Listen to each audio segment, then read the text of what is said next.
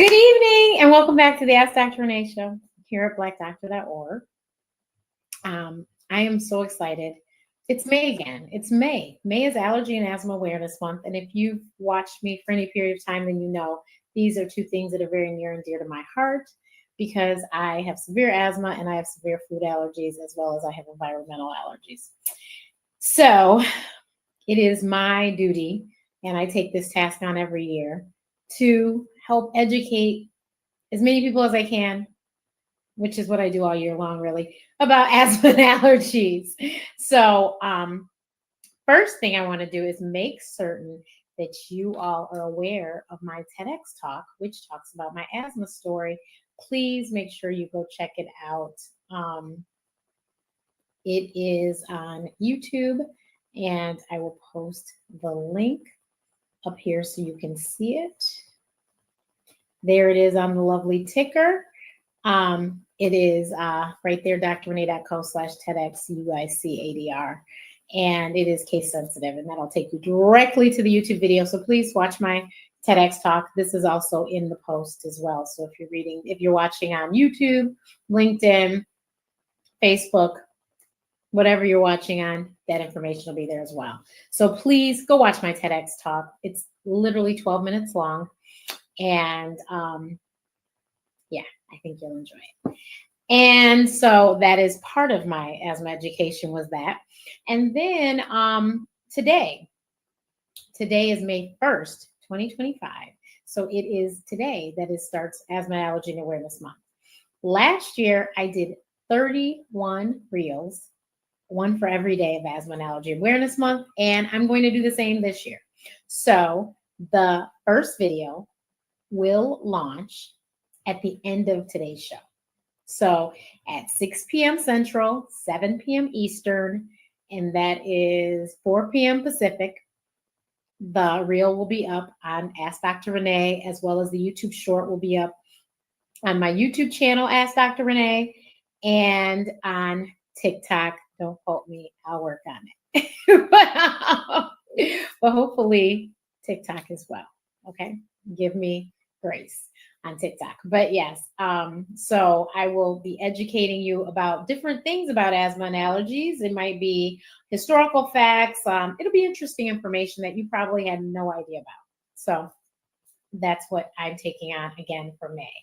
So I'm really excited. Today's show, we have two amazing ladies that I am so blessed to know. And their stories are so amazing. And I hope that you all will be kind to them and listen and visit their websites and, support their foundations and all that great stuff. But let's get into it. Our first guest is Leonis Quinn.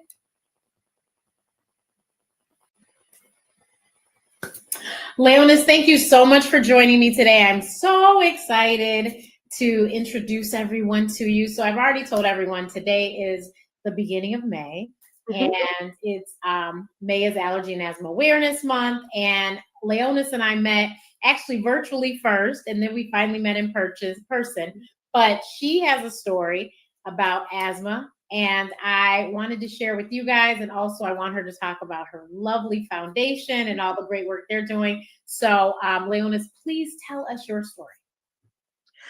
First of all, thank you, Dr. Renee, for having me on this platform on your show. Like you said, we met, we clicked. I just think she's just a lovely person, so full of life, and just knows asthma. If anybody knows, Renee knows asthma like the back of her hand.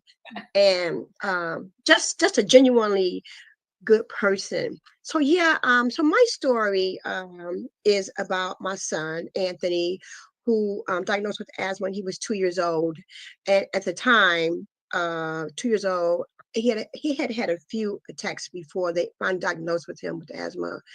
I knew he had asthma way before they told me he did, because I'm an asthmatic myself. Yep. And so you're a nurse. Yeah, and I'm a nurse. And so we know what it looks like. We know the symptoms. We know, I need anybody to tell me, what he has asthma. Okay, I already know that.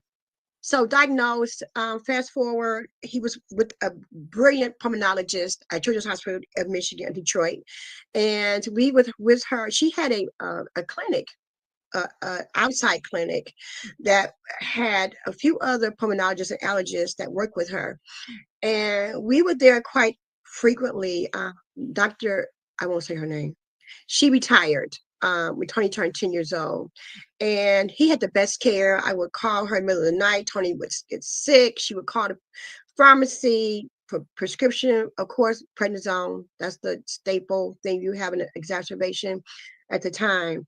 And just kept up with us. All the time.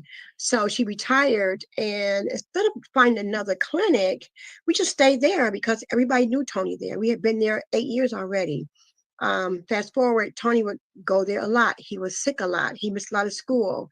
Um, Mind you, I did everything right. I thought I did anyway. Did everything right. Severe asthma, as you know, severe asthma is hard to control, even with the best kind of medications you have. It's still hard to control. And Tony had severe asthma. um, just moving forward with time, missed schools, and I missed work. And Tony, he did really well in school. He graduated from college with a degree in computer science. He loved computers. Um, he had a normal childhood, so to speak. He played ice hockey. He did really well for a couple of years with that, but and as you can imagine, playing a really exercise induced asthma related sport like skating, especially on the ice, Ice and the cold. was challenging. Yes, it was challenging to say the least, but he loved it so much and he was very good. He made the travel team. My other son, they traveled a lot with playing hockey, but it was always during the hockey competitions. We had to stop in the middle, take a breathing treatment, stop and sit down, take a rest, Tony. After a while, he was like 9. He said, "Mommy, I just can't do this anymore." So we stopped playing ice hockey, and that was the end of it because it became very strenuous and it was hard to kind of keep up. So fast forward, like I said, Tony turned 21 at the time. I did not know that you were taking off your parents' health care insurance. I had no idea. I had no idea. But mind you, the doctor we went to, the clinic, they knew. They never said a word. We went for a well visit one day. Tony was doing really, really well. Just go and check you out. Just have a checkup. Tony had allergy shots. He had pulmonologies. He had sleep study. He had whatever you can think of with asthma. He had it. He had it. He had everything. It was a well visit, just trying to see how you were doing. At the end of the visit, I go to pay my bill as usual, get to the front desk, and they say, "Oh, this is Tony's last day here." What? And I said, "I'm sorry, what did you say? I didn't I didn't quite hear you.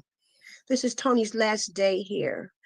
And I stood there. I'm trying to understand what she was talking about and where you get this from. Oh, when he turned 21, he no longer has his dad's healthcare insurance. He was already 21. She said, "We already missed three payments already. Haven't been paid in 3 months." I had no idea. They never told me these things. They never said, it's time for Tony to transition to care. They never said anything at all to me. We were there at least 3 or 4 times a month. We were there a lot. They never said a word. They just never said anything. So I was, of course,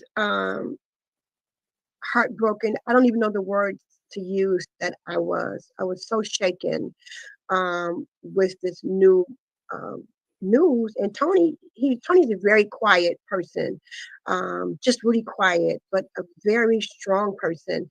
And he didn't say a word. He said nothing. Like always, even when Tony was the sickest, he would always say, "Mommy, I'm okay." Those were his words, no matter what was going on.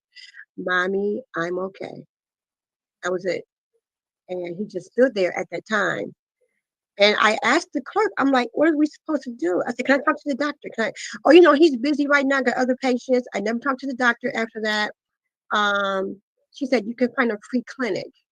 I didn't know there was, I didn't know there were free clinics. I had no idea. I've never been to one.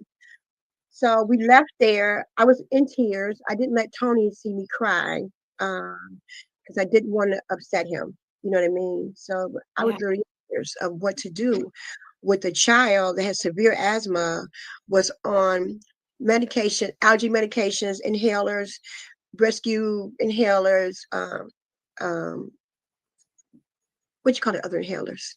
I had a blank. Long Long acting. acting, yes, inhalers. He had the whole gamut. And when we went places, we had this whole backpack, nebulizers up to carry. We carried everything with us at all times.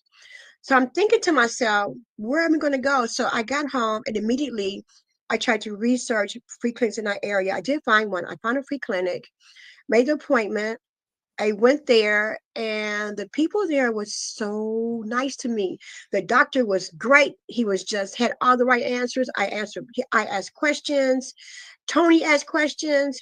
The medications were going to be free, although they weren't the same medication that he was used to, but they were free. I'm like, okay, cool. I did my happy dance. I was so excited that we found someone to take Tony, do it for visits. But that was not the case. It was not the case.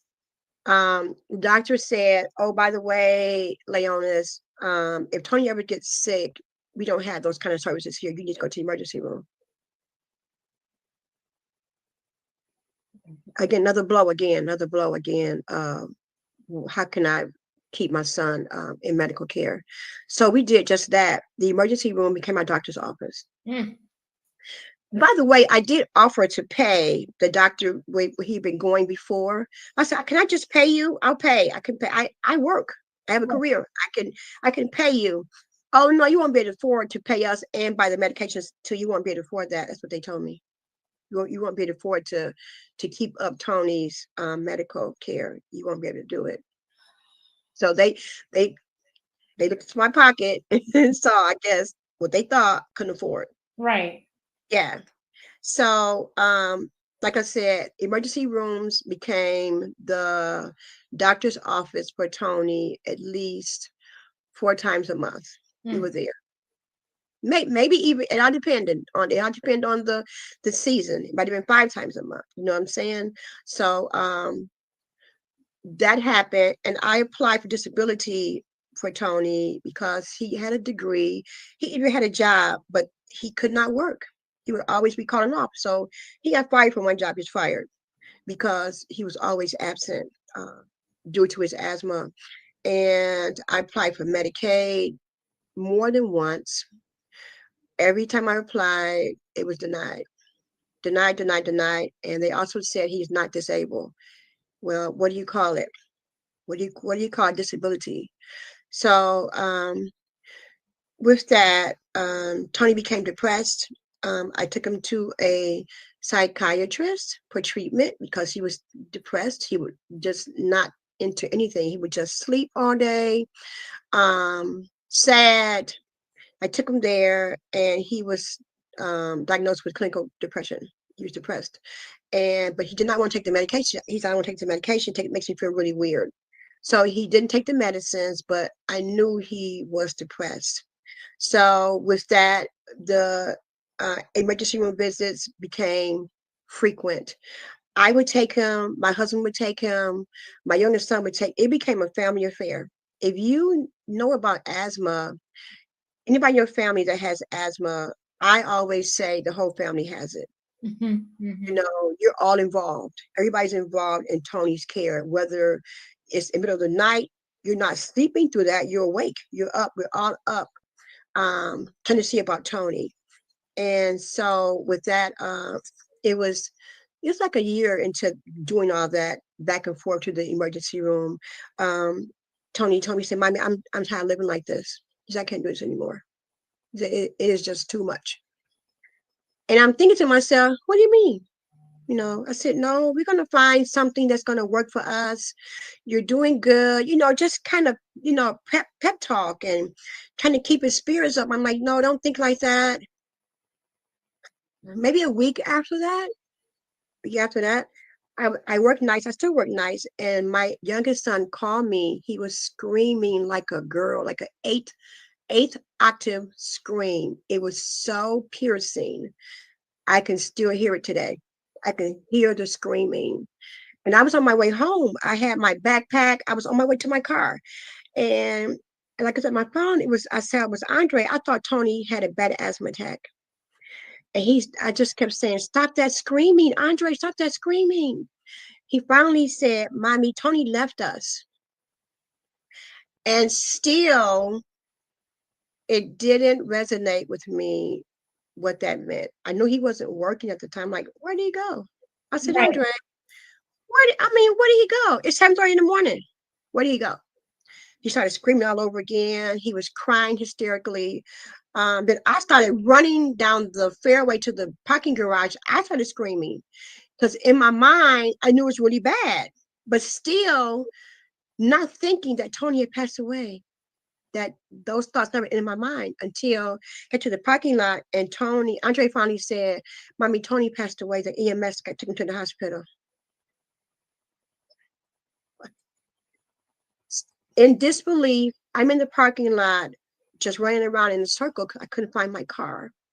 And one of my coworkers saw me, and I was hysterical. She said, Leonis, what's wrong with you?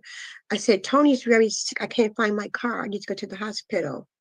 So she said, I'll take you. I'll take you. And I got into her car, and I was still just in disbelief and still crying, hysterically crying. On her dashboard, she had a Bible there. She said, get the Bible, and just start reading it. I'm like, I can't read this. I can't read this. So she opened it while she's flying down the freeway. Now, mind you, the hospital's only 10 minutes away. And so she called her pastor and said, please pray for her. Her son is very sick, very sick. I get to the hospital. My husband was there. My other son, they were there, and they were holding each other up. And I'm like, what's wrong? I'm telling you, it still not clicked to me that what had actually happened. Mm-hmm. And then my husband said, he didn't make it this time, babe. What? That's when it hit me of what they were saying.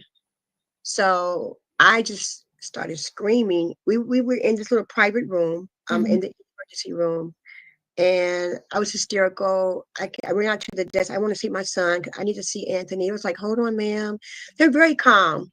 And in the meantime, I had to call my sister. My sister came down there and to be with us. But it was a day that is etched into my memory. Of course, lose a child in that manner so suddenly is tragic. You never ever get over it. It never leaves you. It never leaves you. Um, so, and 6 months after that, my husband passed away. He had a stroke in the same year.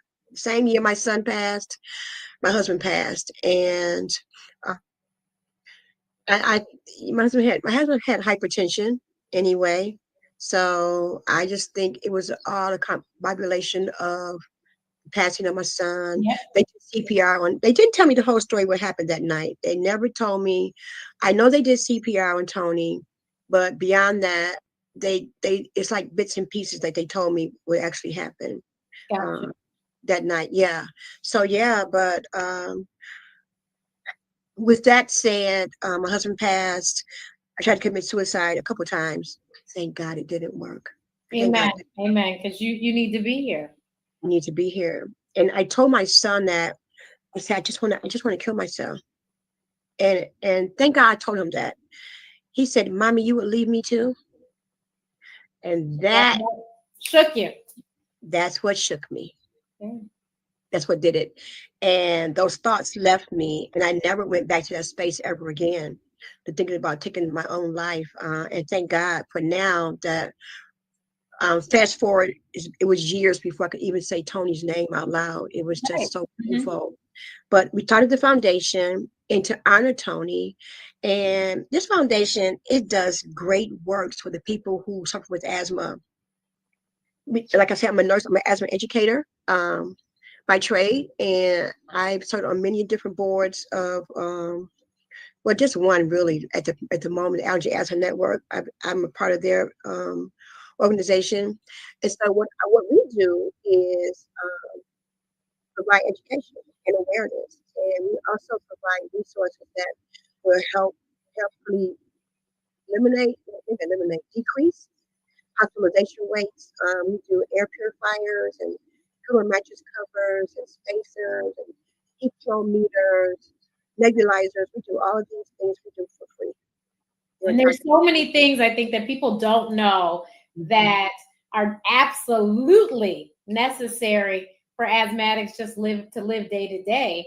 Yes. And, I've had in the past, so if you've watched the Ask Dr. Renee show, then you know May is Allergy and Asthma Awareness Month because I always do something. But I had, and I'm gonna lose her name. Okay, but it's oh God, and I thought I knew the name of the company now too. I can't remember, but I'm gonna get into it in a second. But she has allergies, and she's a Black woman, and she creates the products like the mattress covers and the pillow covers and all that stuff. And her products are sold in Macy's. And she actually just opened her own store in New York. And hold on, I'm gonna tell you. It's awesome. Yeah. Wow. Oh shoot, that's not her. Allergy home. Hold on one second.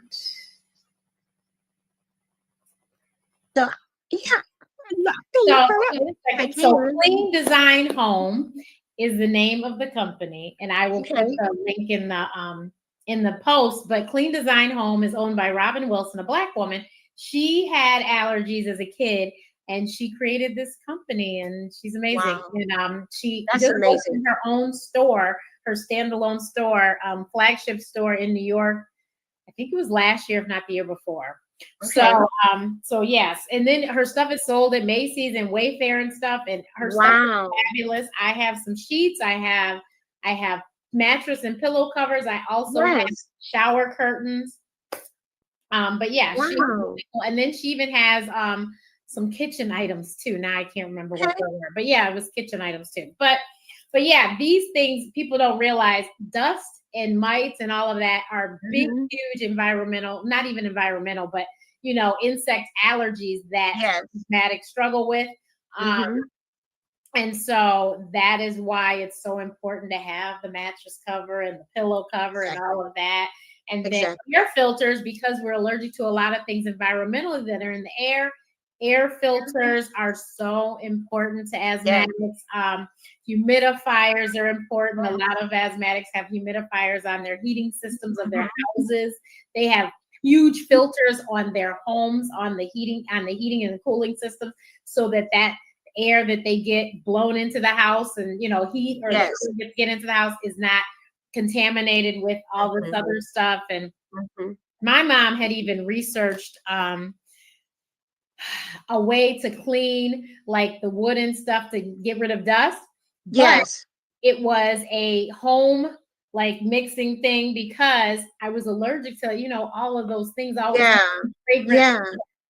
And I was allergic, like the wood cleaner smelled like lemon pine. You know what I mean? Like all and that would trigger me. So she had found a recipe, and that's what we cleaned our wood with. And she had found this recipe. And so it's so much that goes, because you have to breathe. I keep telling people think asthma is not a big deal. I mean, if it's controlled, it's not a big deal. When it's not controlled, it is a big deal. It's a big deal. And because you can't control your environments, you can control your home for the most part, because we do know through our work, we know that there's a lot of people who live in apartment buildings and things like that they can't control their environment.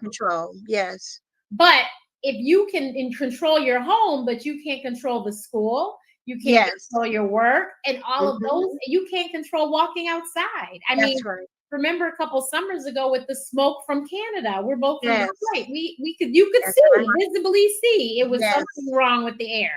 Absolutely. And so it's all of those things are things that are going to affect asthmatics. You can do everything, take all the medications you're supposed to take, but if you walk outside and everything outside is against you. There's nothing Yes. to do. You're not doing All the things. masks in the world, you're Yes. going to end up inhaling it at some point. Absolutely. Same thing if you go to work and you can't control what's going on at work. You don't know that's that exactly the girl right. next to you has a cat at home and you allergic to cats and she got Yep. cat hair all over her. Yep. That's Or so a true. customer coming in the door. And Yeah. these are things you cannot control. You just have You no cannot. control over them. That's So right. I had allergy shots too. So I always say I'm Mhm. very blessed that I did have allergy shots because this morning I ran outside in the park. Mhm. No problems. There are lots of trees and Yeah. grass and everything Mhm. in the park, Mhm. and I was fine. Yeah. And it's because of those allergy shots that I Yeah. had no problems with my environmental Mhm. allergies. Thank you, Jesus. But That's right. it's so important that people don't understand. It can be very expensive to be an asthmatic because the medications alone aren't cheap. But then They you are not have cheap. to buy all this other extra stuff to make sure that your environment is safe for you to be in because asthma Absolutely. attacks happen at night. And if you are in a bed in a Yes. dusty room and Yes. your mattress is old and Yeah. all these things, you Yeah. could end up with an asthma attack every night. Mhm. And Every night. it's That very is so expensive. true. And I say those things. You are so well, of course you're on point.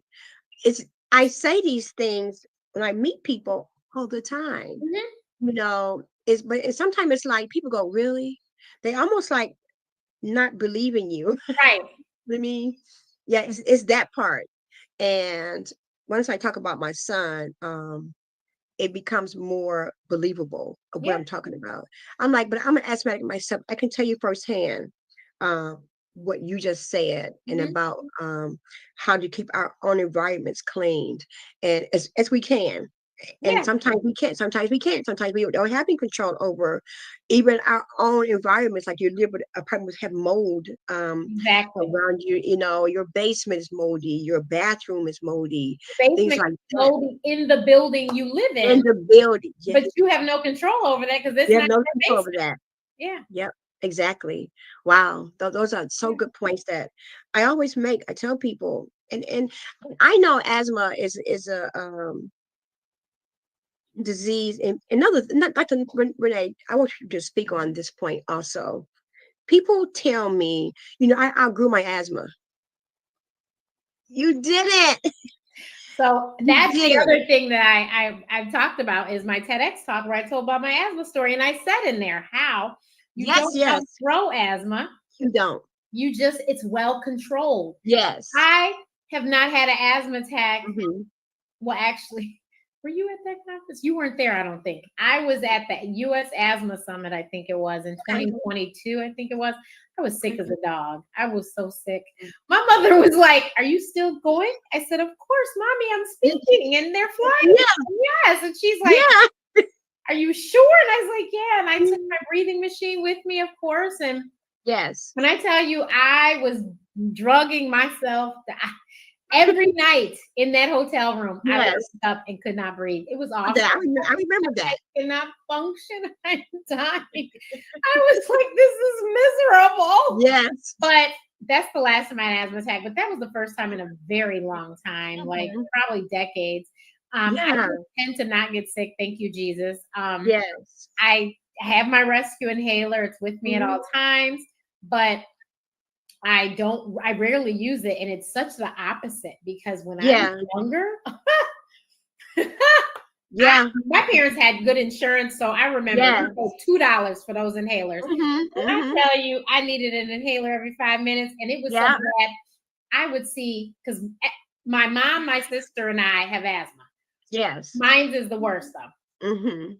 I would steal their inhalers. It was so bad. I mean, when I tell you it was out Yeah. of control and I needed Yes. them inhalers, I was Mhm. puffing in them inhalers like it was going out of style. So Yes. this is such a difference because I have prescriptions that actually expire because I don't Yes. never Yes. ever fill it because Yeah. I Yeah. still using the other inhaler. It's got, Yes. they tell you how many puffs now. I was like, it's got Mhm. a lot of puffs left. I'm good. Mhm. So so it's really, really sad when people say you outgrew it. You didn't outgrow it because Yeah. best believe you run into one of your asthma triggers. There you go. You're going to have a reminder of your life that You're you're gonna. asthmatic.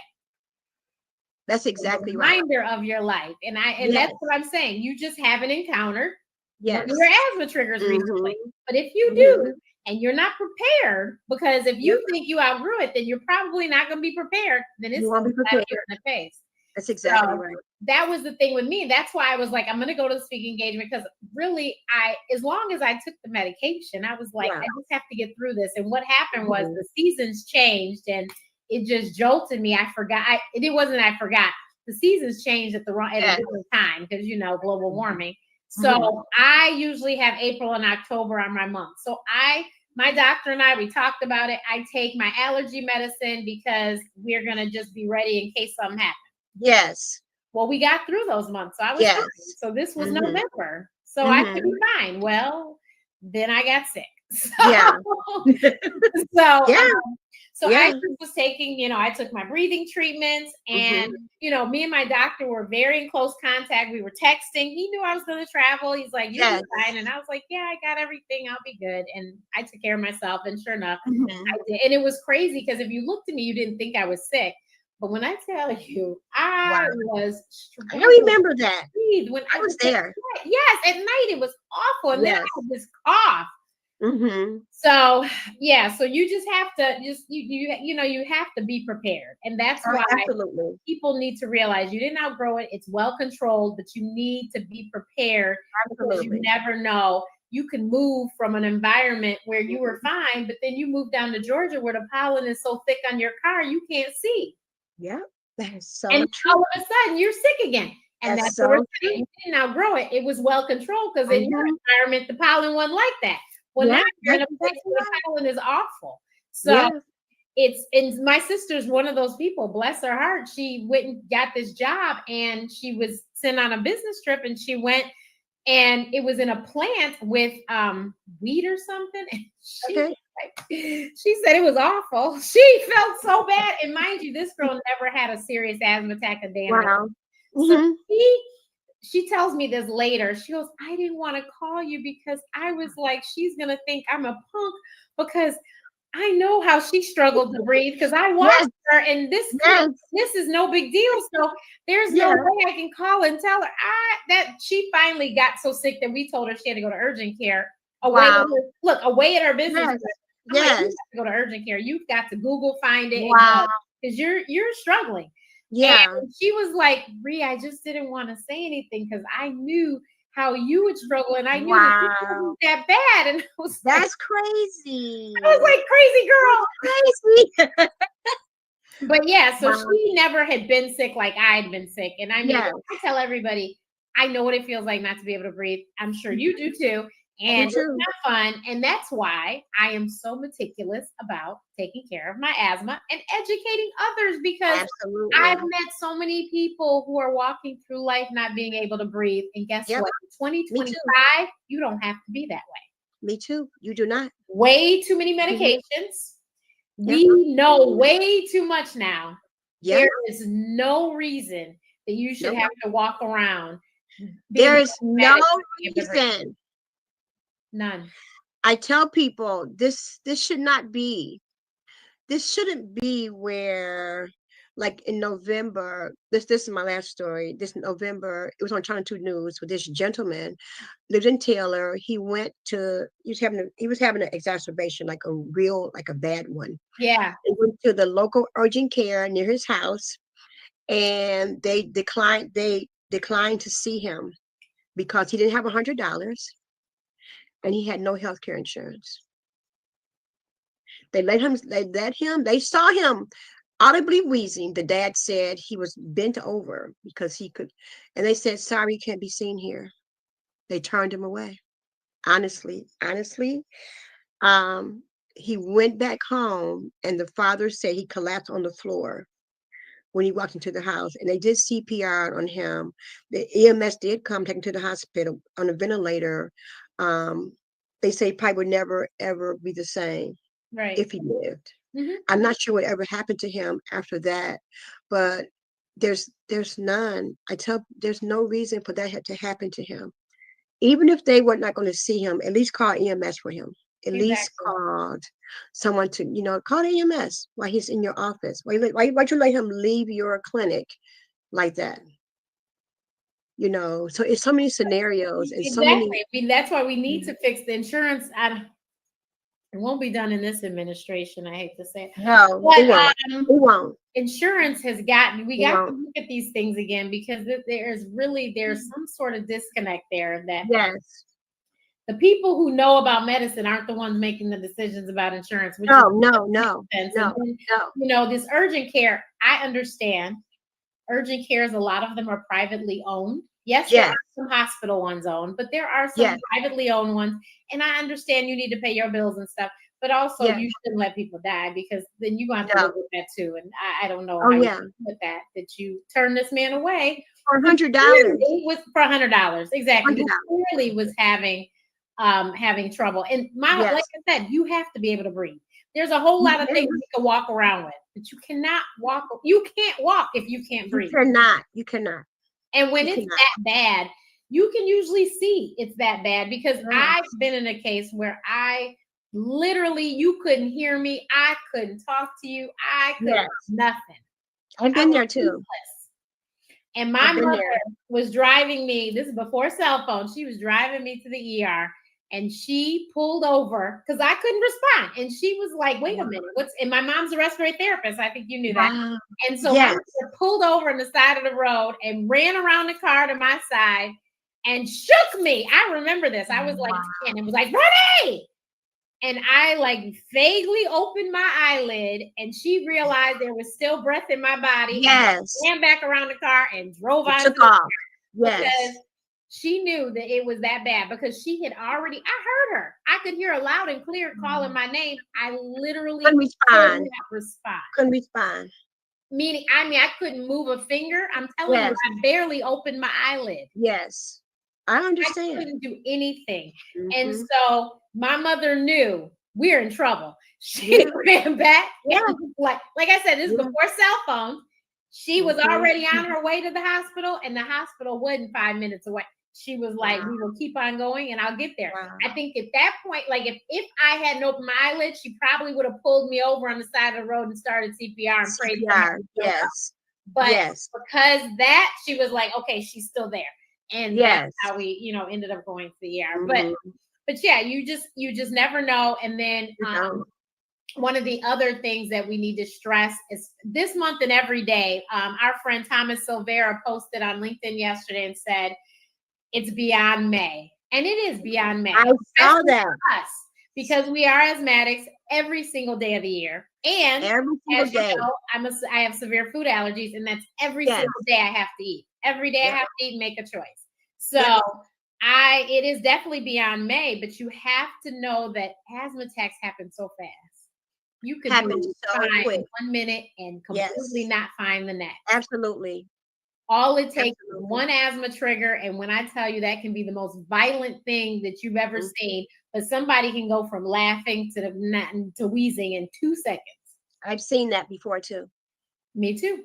I'm sure you have. Yeah. I'm sure you know, emotions have a lot to do with it. So you could be crying and the next thing you know, you wheezing. You could be laughing and the next thing you know, you're like, it's just crazy, but people have to take it seriously. And I'm so thankful to you for sharing your story. And please, I've been scrolling her website. Please visit her website. And if you can, donate.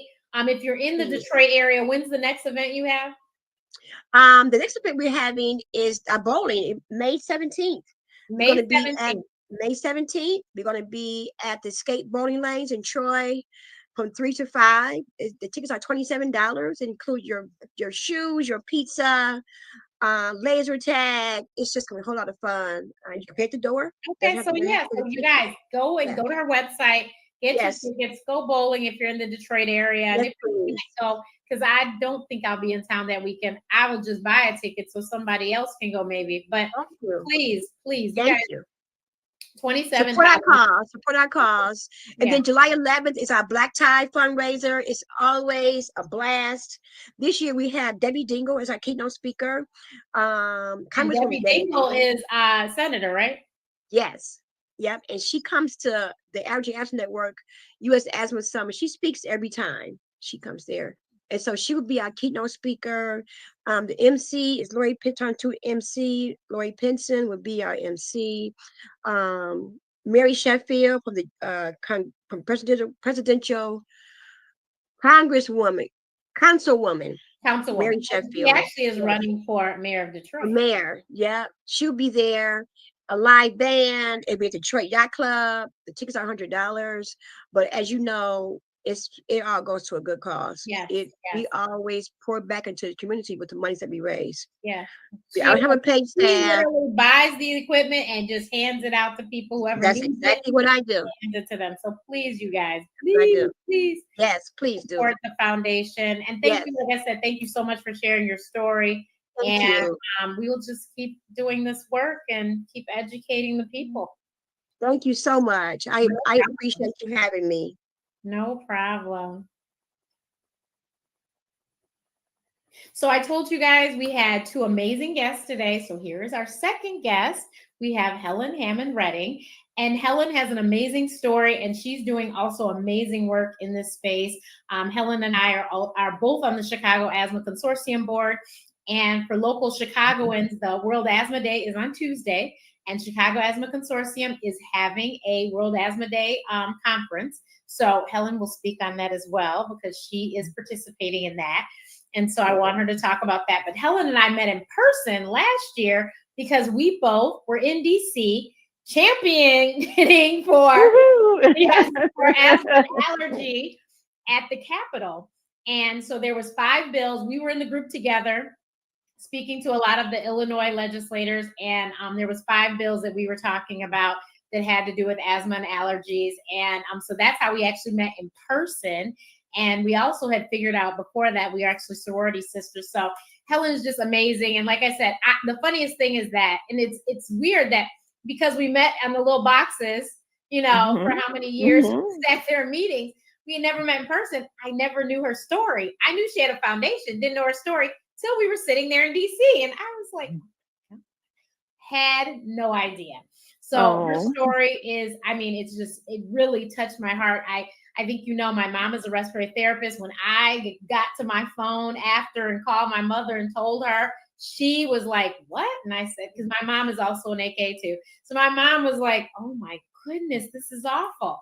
So I want you to share your story and then we'll, like I said, we'll talk about World Asthma Day. We'll talk about the foundation and all that great stuff.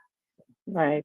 Okay. Well, thank you, Dr. Renee, for inviting me on today. And it's always great to meet persons and meet people in person after seeing them in the little boxes for several years. And so it was awesome meeting you and working with you at the Capitol last year and continuing to work with you at the Chicago Asthma Consortium.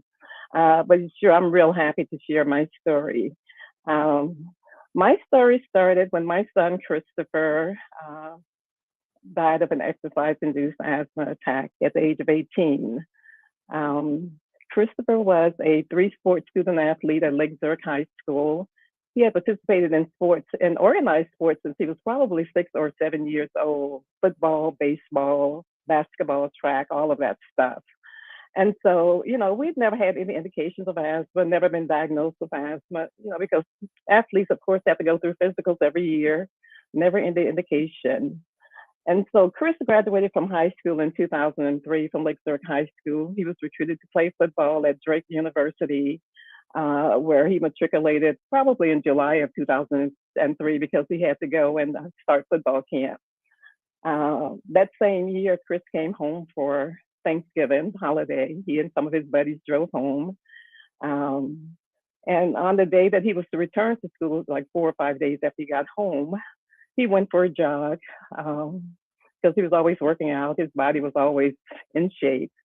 And he collapsed just about 2 blocks from our home. And he died instantly from an exercise-induced asthma attack. We had no indication, had never been diagnosed with asthma. We didn't know a thing about asthma. And it was just a devastating loss for us. He was our youngest son at age 18. We had 3 sons. And he was just in perfect shape. I mean, this kid, he would jog to school every morning, his junior, senior year. And his dad would follow him to school in his little car, bringing all his book bags and everything. muscles of steel, worked out in the weight room every day. As a matter of fact, Lake Zurich High School has dedicated their weight room at Lake Zurich High School to him. He was an all-star, a state all-star, all conference, just all the accolades that you could get for being an athlete. So who would have thought that he would have died from an asthma attack? And so, sorry, I always get emotional, even though it's all these years later. So we wanted to continue his legacy. He was well loved in the community. And of course, no one could believe what had happened. And so we started awarding scholarships at his high school the year after he passed away to students that met our criteria, not necessarily student athletes with asthma. And then after I retired from Citibank in 2013, we decided to form a foundation, the Christopher D. Redding Youth Asthma Foundation, that folded in the scholarships as well as asthma management education, so that other families could not go through the same loss that we did. And so for many years, we worked in Cook County, presenting workshops and health fairs.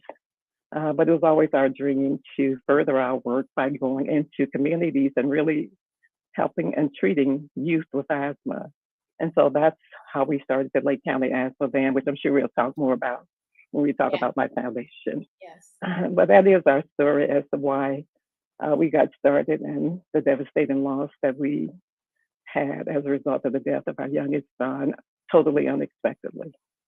So and the thing about your story that was so crazy to me was that he had 2 asthma attacks, the first one and the second one.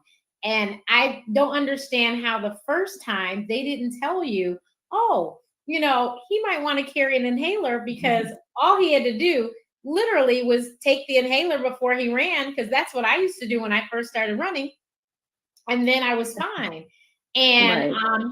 and the one of the key things I also like to point out was that insurance is a mess.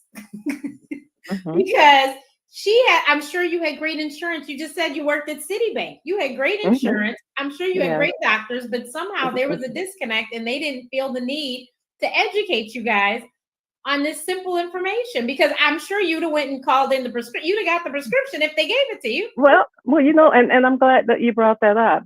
His first asthma attack had occurred the year before as a junior in high school while he was running track. He was taken to the hospital and he was given an inhaler, but we didn't receive asthma education. Exactly. We didn't know anything about it. We didn't know that he should have that thing on him constantly. And so, I mean, he got the rescue inhaler as well as the controller, but no one told us that these are things that he absolutely has to do every single day. He has to do the controller. It was just given to him, similar to what we experienced, on our asthma van. We have families that come in that have inhalers, and they don't have the education as to how they're supposed to use it or when they're supposed to use it. And so that was a primary reason for our foundation, was to ensure that the education was there, that families knew that, that inhaler has to be there all the time. As if Chris had an inhaler, who knows? Right. He may have survived that day, but we just never know. Yeah, will. Exactly. But it's called a rescue inhaler for that reason. For people that don't know, it is supposed to rescue you. If you are in trouble, this is the inhaler. This is the medication that is supposed to be able to turn things around enough for you to get to whatever you need, but at least help you out. Right. And but who knew, right? Who knew? We didn't get the education. It was like, fill the prescription and And then the other thing, like you said, people will show up with inhalers, and if no one ever shows you how to properly use one, then I promise you are not doing anything but blowing air into your body, and it's not working. Because if you don't use it properly, it's not going to work. And it's so crazy how there's people who have had inhalers for 10, 15 years. No one ever showed them how to use it. Had no idea that they were doing it wrong that whole time. Right. And that brings to mind another story of a few years ago when we first started, our education piece with the foundation. We encountered a mother, that had their child with her, and we said, okay, show us how to use the inhaler. And the child took the inhaler and sprayed it over their shoulder, priming the inhaler, which is what you should do, but didn't know that the proper way to use that inhaler was, use it in his mouth to inhale. So the education is just sorely not there. And it's so critical that we educate our families and our communities And one of the reasons that I wrote my book, Mommy, I Can't Breathe, was because I was in a lot of Facebook groups, and I noticed that people did not know in our community specifically. I also did some I did some fit focus groups for different pharmaceuticals. They were looking for asthmatics, and so I signed up, I qualified. And sitting at those tables, I learned that a lot of people look like us didn't know that there's an allergist and a pulmonologist. Those people specialize in understanding lung diseases like asthma. They just were going to their internal medicine doctor or the pediatrician, and they had no idea that there was actually a specialist that understood and knew everything there was to know about asthma. And I think that it's really important. As a doctor, I love all of the doctors, but I know that allergists and pulmonologists have a leg up because they go to all the conferences and they know the latest and greatest, because as you know, there's all sorts of new medications on the market to help people breathe. There's so many amazing, from when I first was, I was diagnosed as an infant 48 years ago, there's been a whole lot of progress. But if you're just an internal medicine doctor, you don't probably go to those conferences necessarily, so you don't know about the biologics and all this newer stuff. You might see the commercials on TV, but you're not going to know well enough that you would prescribe them. So it's so important that we understand exactly who the specialist is we need to go to and get properly diagnosed, because I know many people that have said, oh, I get bronchitis every year, but that's not probably bronchitis. That's probably asthma. And you probably have some allergies, and that's why you're triggered every time at the same time of the year with this bronchitis. Right. And so, Dr. Renee, sadly, many of our families that we encounter, because we serve the underserved and the underserved communities, they don't even have primary care physicians. They depend on the emergency department for their care for their children for asthma. And we all know how emergency departments operate sometimes. You're given, you're treated and then you're sent home. There's not necessarily the education there that you need to go along with the asthma. And that's why we have specialists on our Lake County asthma van that specialize in asthma and in allergies. And not only do the children get diagnosed and treated on an ongoing basis every 2 to 3 months as needed, they also get the education that they need. And the families are with them, the parents or guardians are with them, so they also get that education. You're not going to get that all the time in emergency departments. So tell us more about the van, because that is just awesome. And I've not seen your van. I've of course seen the Mobile Care Chicago van, and and I was just blown away. I had a tour of that van a few years ago and was like, wow. Yeah. And so we've had relationship with Mobile Care Chicago since I started the foundation. The executive director, the now executive director, who was the program manager back then, was the first person that I visited to float my idea about, starting an asthma foundation, and Matt Seamer. And of course, he sat down with me and told me all that he knew about that. And I told him, I said, well, I want to do an asthma van, and it's always been my dream. Because when I first researched mobile care, I found out there is an asthma van actually happening in the Illinois area. And so that's why I went to visit Matt. And so, we've worked together with them for years, taking their van to our health fairs and things of that nature in Cook County. And then Matt and I started having conversations. He said, we've always wanted to be up in Lake County, which is where I am based. And so we bounced around the ideas for years. And then finally, we decided to just pull the plug and do a collaboration to bring a mobile asthma van into Lake County. And so we got the funding necessary to do that. And so we have the Lake County Asthma Van, which is operated by my foundation, the Christopher D. Redding Youth Asthma Foundation. And the medical team is provided by Mobile Care Chicago. And so what we do is we treat children aboard the mobile asthma van at their schools. And so we do outreach to many of the schools in Lake County to have them sign our service agreement to bring the van out on a regular basis. We either meet with the superintendent of schools or the individual principals. And so our primary target communities, because of the high rates of asthma, were Waukegan, North Chicago, and Zion. And so since October of 2023, we have been working to sign up schools and treat the children at those schools since that time. So we currently have about 26 schools that we signed up in those communities, and we are outreaching to other communities in Lake County. Now, the Lake County Asthma Van can only, serve schools in Lake County, and Matt and Mobile Care continues to work in Cook County. But we have our van is fully staffed. We have an allergist on our van who also specializes in allergies and asthma. We have a second doctor that's really proficient in asthma. So these are specialists that we have on the van. We also have bilingual staff on the van because we have a large number of Spanish-speaking parents and guardians up here. And so they feel comfortable coming onto the van with the ability to converse with someone in their own language. Our schedulers also are bilingual, so we are able to, again, make the parents and guardians feel comfortable when we are getting them to come onto the van. But the entire process starts with, after the service agreement is signed with the schools, then we have to survey, the schools have to send out surveys, respiratory surveys, which has about 7 questions to all the families that would indicate if there are any asthma or allergy symptoms. Once those surveys are returned to our team, we would then contact the parent. Well, we would set up a clinic day at school based on the number of surveys we get back from that school. And once we schedule the clinic day, our schedulers will then call the parents to schedule 6 to 8 patients per day aboard the asthma van on the date that we've agreed to with the school. Once those children are seen and diagnosed, then follow-up appointments are scheduled every 2 to 3 months as needed to continue to care for those children. And we can care for children up to the age of 18 on our vans. I think Mobile Care, because they've been in business over 26 years, they have students that, have been on their van for many, many years. And that's what we're certainly hoping to accomplish out here in Lake County. They have the families follow us on the van and keep treating those children to ensure that their asthma is controlled and well managed so that they don't have the asthma attack, so they don't experience an attack that might kill them or even stay in sick all the time.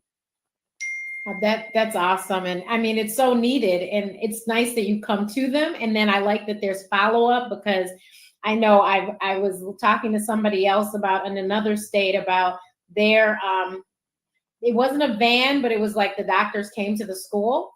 Mm-hmm. And the doctors would return to the school, but then when they saw the kids, it was like they just, the follow-up just wasn't there, and they weren't, they had never called in they never filled the prescription. I mean, and of course, when they came back, it was so far, they were, this was months and months later. It was, So I like that, the follow-up and make certain that, things are, happening and changing, because, and actually that program, even though it wasn't the best, it actually is no longer, which is not good either, because obviously these people needed some, care. But yeah, I love that. When I heard about Mobile Care Chicago, I just loved it because of the fact that, yes, they come to the people, come to the community and take care of the kids. The kids are at school anyway. They're able to get care. And then you're in Lake County. I've actually used to have to go to, what is the name of the hospital? It starts with a W up there. I can't think of it now. I've been to Lake Forest, but there's another hospital that's further, and it's in Lake County that I had to go to. And I used to work for the cord blood bank. And so you're right, it was a high Hispanic population, and and all of the paperwork we received from there were in Spanish and stuff, and I speak Spanish as well, so I would review that paperwork. But that is just really awesome that you're able to do that to those Black and Brown families. So tell us more about the World Asthma Day that you're participating in next week. Okay, well, as you mentioned, we're both members of the board of the Chicago Asthma Consortium, and May is Asthma Month.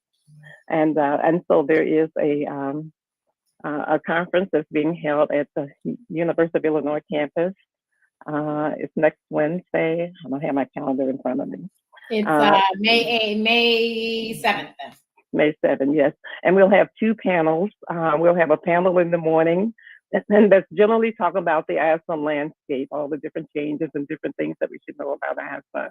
The second panel in the afternoon, which starts at around noon, well, first of all, the conference begins at 8, and then we have preliminaries, and then we have registration and everything, and the conference begins at 9. And the first panel will begin shortly thereafter. The second panel will just kind of take the information from the first panel, which talks about the asthma landscape. This is kind of a where do we go from here? What are the kinds of things that we should be doing as organizations to help to improve the asthma landscape? Do we need to work more on policy? Do we need to ensure that our families in our communities are getting better educated? Do we need to be out there in the community? And so our panel of speakers will include, on that second panel, Matt Seamer, who's the Executive Director of Mobile Care. And then we'll have someone from the Respiratory Health Association, Erica Salem, who is a policy person. And we have a community health worker from the University of Illinois. Her name is Carmen. And so we have a diverse panel to kind of give perspectives around, what more can we be doing in the field of asthma to help the families and to help the communities that really need that work. Awesome. So if you can go, please go to chicagoasthmaconsortium.org and check it out. Register and attend. It is going to be great information. And I think that asthma is so abundant, and the numbers, the air quality in Chicago is actually like almost one of the worst in the country. I hate to say, but which contributes to the reason why the asthma rates are so bad here. So definitely, somebody, or you somehow are connected to someone that has asthma, and so this is great information for you to have. And especially if you are anybody who's a caregiver for children, and even adults, because the way that the global warming has affected everyone, if you recall, the last 3 or 4 years, the allergy rates have gone up tremendously because the seasons have been just a little bit off. And so that meant the pollen counts were higher. And so people who never had allergies a day in their life are like, I'm struggling. What is wrong with me? I can't get rid of this cold. And it's like, no, it's actually allergies. You just never had them before, but that's what this is. So, and I've been around for several years, and I was just diagnosed with allergies about 2 years ago. So I'm on allergy medication. Yes. So you're one of those people. That's what I'm one of those people. Actually. Yeah. So, a lot of it was, it's been on the news and everything about how people all of a sudden were like, I never had a problem before. And now all of a sudden, and it's because of our environment, global warming. So that is why it's so important for everyone to learn and educate themselves on allergies and asthma, because it is so prevalent now. It's not, a needle in the haystack anymore. It's very prevalent. And I always say there's a lot of things you can live without, but you cannot live without breathing. So therefore, it's really important that you learn about asthma. If that's what you're diagnosed with, then you need to learn and understand and educate yourself so that you don't have to go through life not being able to breathe. I always worry, and I always feel bad for people who are, and I'm like, no, you need to go talk to the doctor, because clearly whatever medication you're on or you should be on, you're not on, because there's way too many medications out here now that treat asthma effectively. And there's just no reason that anyone should be struggling, because there's just way too many drugs on the market. And so if this one gives you a problem, well, then there's another one that they should be able to find for you. So and not just the medications. I mean, with the mobile vans that are out there to help to treat children and other adults. I mean, these services that the ones that we offer, that Mobile Care offer, they're free. I mean, no cost to families, and you have specialists actually seeing your children, diagnosing them, seeing them on a regular basis, prescribing the medication that they need, giving them the education they need, both for the child as well as the caregiver. So the resources are out there. We just have to just make sure that people to find them.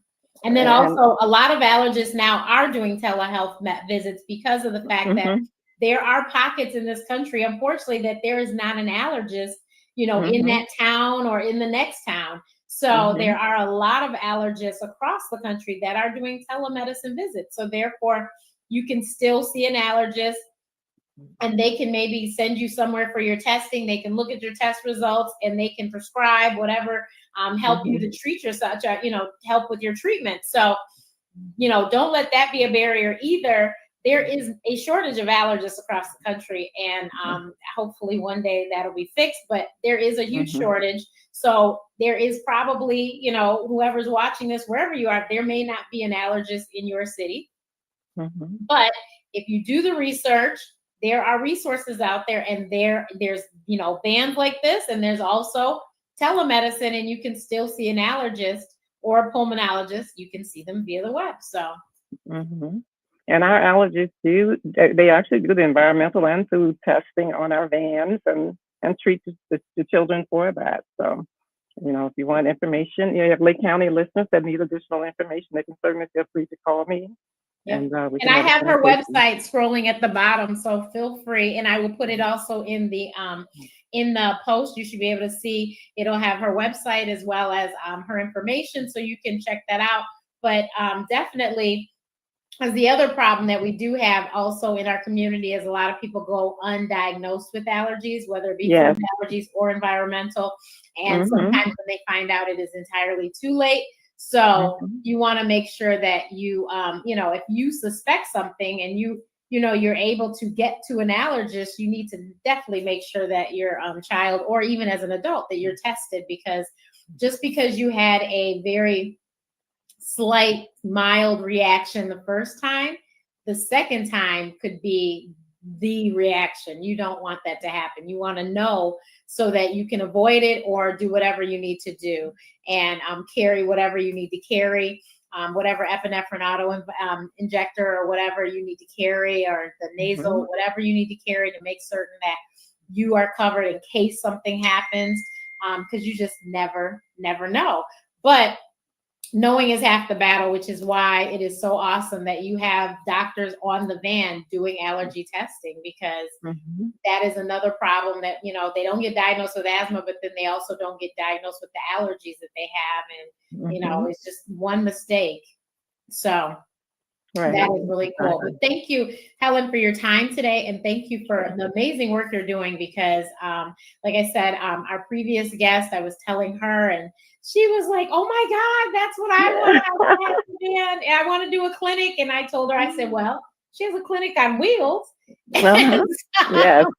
And we've removed the barriers to transportation. Yeah. And I mean, here in Chicago, as you know, and even in Lake County, that's a huge thing, It is. Not everyone has a vehicle, not everyone can get on the bus or the train. And so we don't have, some communities don't even have the bus transportation. So actually taking the van to the schools where the children are, we're meeting them where they are and taking care of those children. Yeah, that is wonderful. But yeah, so I am gonna miss you in DC next week, but you guys have a great time here in Chicago with World Asthma Day. But yes, everyone, May 7th is World Asthma Day across the country. And so there will be lots of different things going on online, in your social media, and in your local community. So definitely, especially if you're somebody who has asthma in your family, check it out and see if you can find something to participate in World Asthma Day, so that you can get some more education, because you don't know what you don't know, but you might be able to save a life with the information you do learn. So absolutely, yes. Well, thank you for having me today. No problem. Everyone have a great time, great week. Okay, enjoy DC. Thanks.